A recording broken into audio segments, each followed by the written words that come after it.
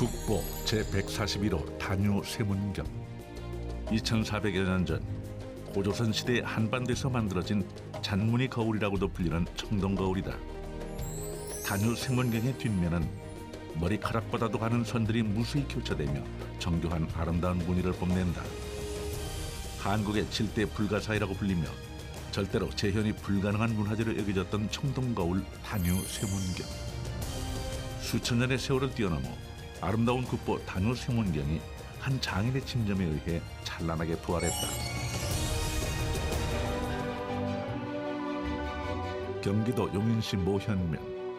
바로 이곳이 경기도 무형문화재 제47호 이완규 주성장이 일하고 있는 곳이다.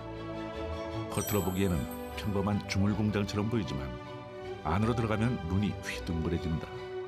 전시실에는 마치 국립박물관에 온 듯한 착각이 들 정도로 국보급 문화재들을 재현한 작품들로 가득하다.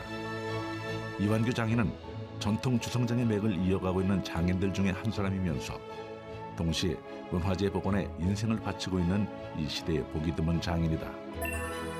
어떤 이들은 그를 국보를 재현하는 장인으로 부른다.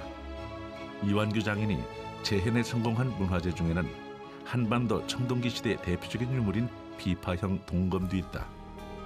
장인은 국보 제287호 백제태 향로도 만들었다. 이완규 장인은 문화재 복원가이기에 앞서 전통 주성장이다. 주성장은 쇳물을 거푸집에 부어 물건을 만드는 장인을 말한다. 이완규 장인의 이름을 국내외에 널리 알리게 된 작품이 하나 있다. 바로 국보 141호 단유 세문경이다. 단유 세문경에는 13,000여 개의 선이 그어져 있는데 선 각 하나하나가 매우 미세해서 슈퍼컴퓨터로도 만들기 어려운 문이라는 말이 있을 정도다. 단유 세문경을 제가 재현한다고 했을 때 그 주위에서도 그런 얘기를 했었습니다. 그게 뭐 돈 드는 것도 아니고 그 손바닥 많은 작품인데 시간이 또 엄청나게 걸리는 일이 뭐 법은 13,000개의 선을 그려야 되는 일이니까 힘든 일인데 그걸 왜 하냐고 그래서 그때 좀 미친놈 소리도 들었습니다. 근데 이걸 제가 하면서 그 많은 걸 느낀 게 그 첫째 그 어려웠던 것은 이걸 계속 그 뭐 하루에 막 6시간씩 이렇게 작업을 해야 되는데 파고 있으면 그 선 하나 그릴 때도 그 숨을 멈추고 선을 그려야 되니까 그런 선을 그으면서 항시 그 힘들었고 그리고 눈이 그렇게 나빠지더라고요. 그래서 단유 세문경 하나만 그리고 나면은 그 눈이 한도수씩 내려갈 정도로 그 힘든 일이었지만 저는 그게 그 선조들이 만드는 거니까 그 저는 보람을 느끼면서 일을 할 수 있는 기회가 됐었습니다. 많은 학자들은 단유 세문경이 흙 거푸집으로 만들어졌을 것이라고 추정했다. 하지만 장인은 고정관념을 깨고 활석 거푸집으로 단유 세문경을 재현해내는 데 성공했다.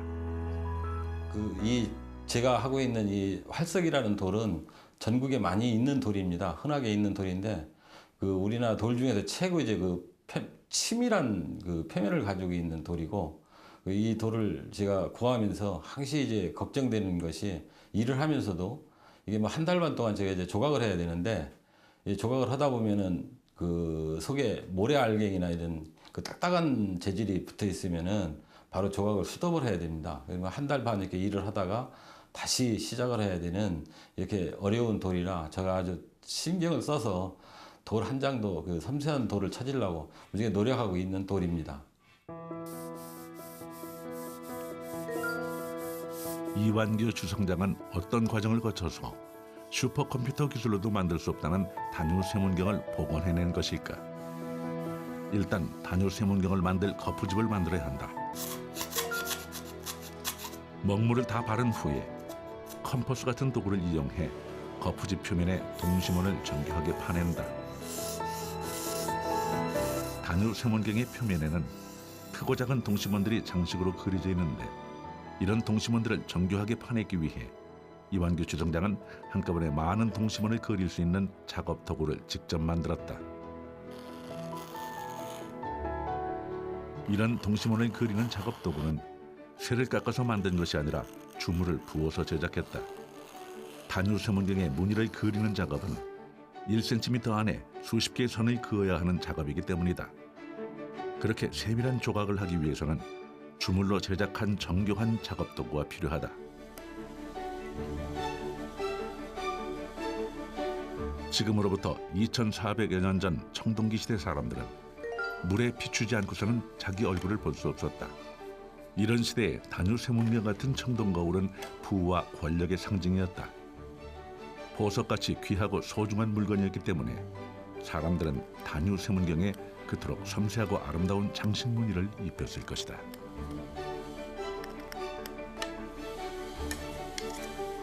지금 제가 조각을 하고 있는데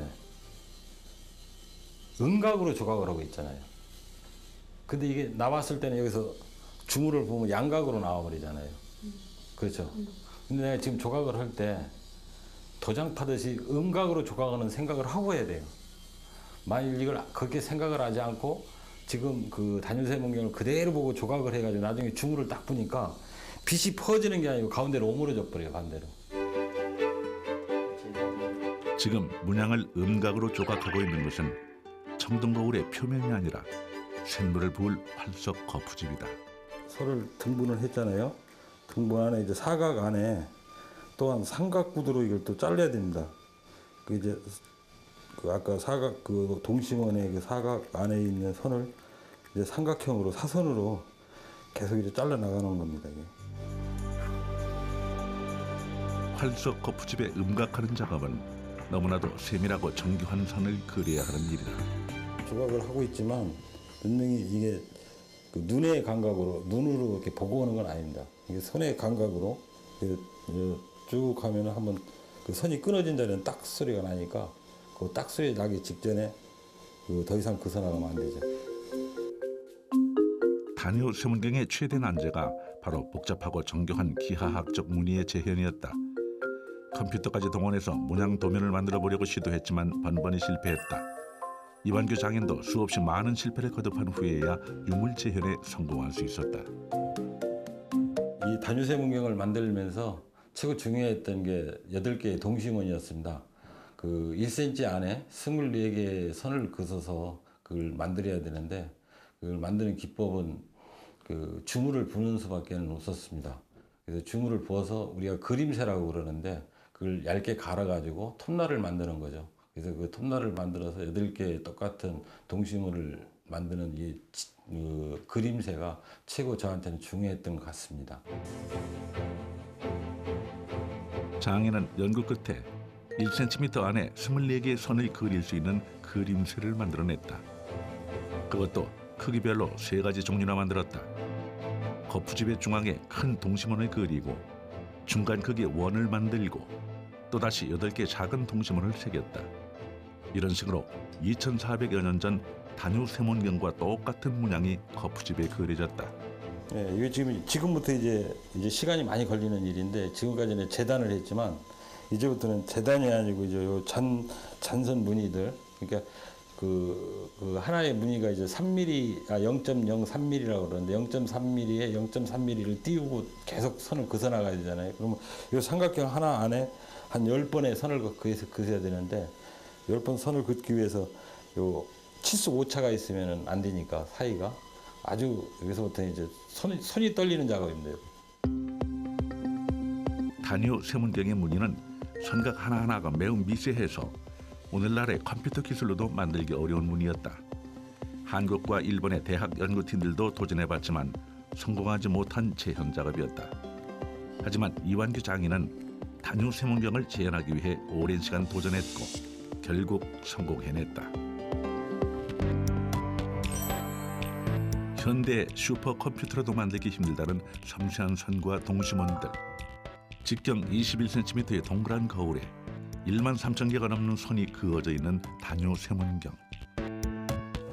오랜 시간 정성스럽게 문양을 조각한 활석 거푸집이 완성되면 비로소 거푸집에 샘물을 부어 단유세문경을 찍어낸다.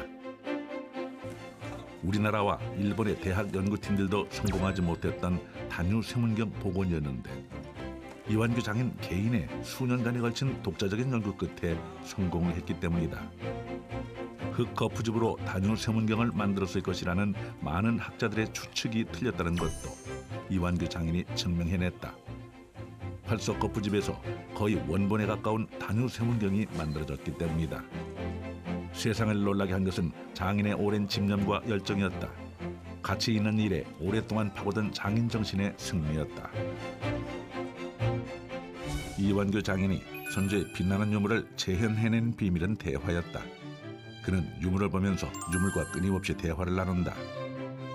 2400여 년 전 청동기 시대 장인은 어떻게 이 청동거울을 만들었을까라는 질문을 던지며 옛 장인과 같은 생각, 같은 마음으로 유물을 재현해냈다.